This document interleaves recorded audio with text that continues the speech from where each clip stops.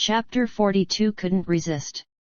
Su Wan Ci opened her eyes, her misty beautiful eyes calm and clear, looking into his deep gaze with a serious expression.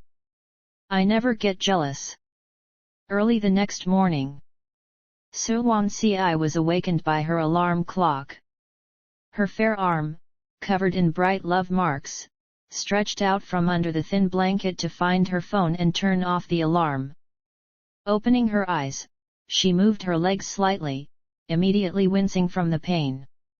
Every bone in her body felt as if it had been forcibly removed. Soft and pliable, every joint was throbbing with the soreness of excessive indulgence. Supporting herself to put on clothes, in the bathroom, Su Wan Ci looked at one love mark after another in the mirror. Her temples throbbed fiercely. A certain someone leaned against the bathroom door, his face devoid of any jealousy or anger. With keen interest, he watched the frustrated young girl who was grinding her teeth. Liu.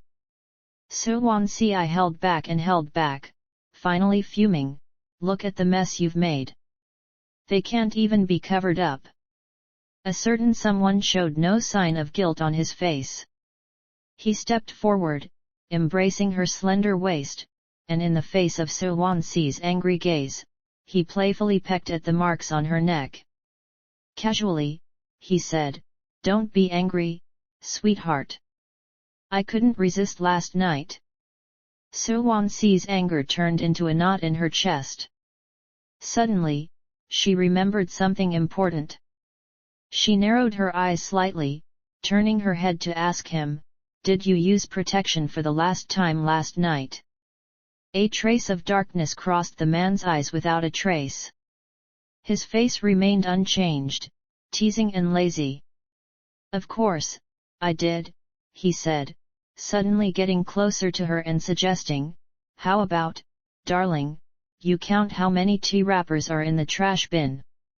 Then he mischievously asked, "Do you remember how many times last night, darling?" "Hooligan! Get out!" She pushed him away forcefully. Liu successfully diverted her attention and stepped back as she intended. After Su Wan Ci finished washing up, she spent a long time trying to cover up the suggestive marks with concealer. Liu had used too much force, and no amount of concealer seemed to be effective. Helpless, Su Wan Ci abandoned the attempt. She intentionally chose a high-collar shirt from her wardrobe, managing to barely cover up most of them. However, Liu had left marks from angles that were too tricky. Even if she buttoned up the top button of the shirt, 3 or 4 love marks remained uncovered. No matter how she tried to cover them, Su Wan Ci felt more and more frustrated as the imprints seemed impossible to hide. "Liu, are you a dog?" she huffed in exasperation.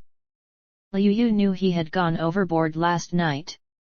His apologetic attitude was good, so he immediately followed her lead. "Yes, I'm a wolf dog. A wolf dog that only preys on a certain little rabbit." After Su Wan Ci left for work, Liu came to the parking lot and tossed the lipstick he had deliberately bought yesterday into the trash bin. Sniffing the lingering scent of perfume in the car, the man furrowed his brows and called Chen Heng to clean the car.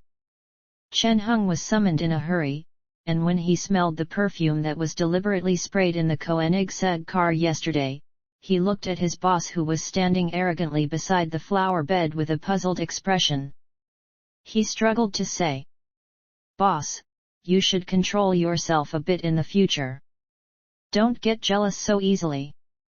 This vinegar game, it's you who's getting jealous in the end. Just like this lipstick, this perfume." Who could have imagined that the dignified young master of the Liu family would buy lipstick, spray perfume, and create a false impression that another woman sat in his passenger seat, all to make his wife jealous? And then there was the previous time, when Ji Tang had just returned to Xiangcheng. In order to make his wife jealous, his boss had actually caused a commotion throughout the entire city of Xiangcheng.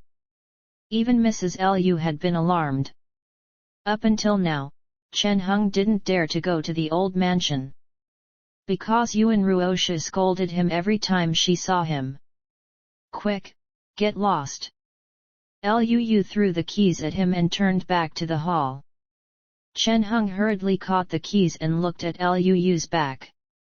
He quickly asked, "Boss, are you still going to Hualien Hospital today?" "Not going," he replied coldly. Who likes to be rushed into jealousy? Chen Hung. It seemed that this vinegar rivalry hadn't subsided yet. On the other side, Su Wan Ci had just arrived on the third floor of the emergency department. She was about to go to the 308 department when she ran into Fu Jing Zhou at the corner of the stairs. Her footsteps paused almost imperceptibly. Then she turned and continued walking forward. Fu Jing Zhou was about to stop her when he inadvertently glanced at the unhideable love marks on her neck. In an instant, Fu Jingzhou's pupils contracted. Almost instinctively, he grabbed Su Wan Ci's wrist and forcefully pulled her into the nearby stairwell. At the same time, on the second-floor stairwell, Cheng Yizhu saw Su Wan Ci's figure from a distance. He was about to run over to greet her when he saw the scene of Fu Jing Zhou forcibly dragging Su Wan Ci into the stairwell. Cheng Yizhu was briefly stunned, then quickly reacted. He instinctively took out his phone and sent a video call request to Liu. At the same time, he lowered the volume of his phone and slowly walked up to the third floor, selecting an angle that was not too close yet clear enough to observe the movements of Fu Jing Zhou and Su Wan Ci. 2 seconds later, Liu's side answered the call. Just as he was about to speak, the video image suddenly shook and aimed at the quiet corner of the stairs. Cheng Yizhu made a shh gesture, indicating that he shouldn't speak. In the video image, Fu Jing Zhou rudely pinned Su Wan Ci against the wall, his eyes and eyebrows carrying an uncontrollable fierceness. He wanted to undo her collar, but Su Wan Ci grabbed her neckline to stop his actions. However, in the midst of their struggle, Fu Jing Zhou had already clearly seen the red marks on her neck. "Su Wan Ci, are you that cheap? Anyone can just come over like this?" Fu Jing Zhou had never used this tone to speak to Su Wan Ci. Even 2 weeks ago, when he tore off his disguise and confronted Su Wan Ci, he hadn't used this tone. Su Wan Ci clenched her teeth silently, suppressing her emotions in her chest. She looked up with a hint of sarcasm. "He's my husband. Mr. Fu, under what identity are you saying this to me?" Fu Jing Zhou couldn't accept her indifference at this moment. Until now, he was supposed to be the person she was closest to. He was supposed to be the person she said she wanted to spend her life with. Even 2 weeks ago, when she eloped with Liu, Fu Jing Zhou hadn't been this angry. In his impression, the girl he had raised single-handedly was very demanding when it came to love. She would never let someone she didn't like touch her. He had always thought that she and Liu were just a name with no substance. Fu Jing Zhou clenched his fists tightly, and the sound of his knuckles cracking was exceptionally clear in the quiet stairwell. The anger in his eyes seemed like it could tear her apart. "Su Wan Ci, don't forget, I've been by your side for 8 years. It was me who protected you from wind and rain, and watched you grow up.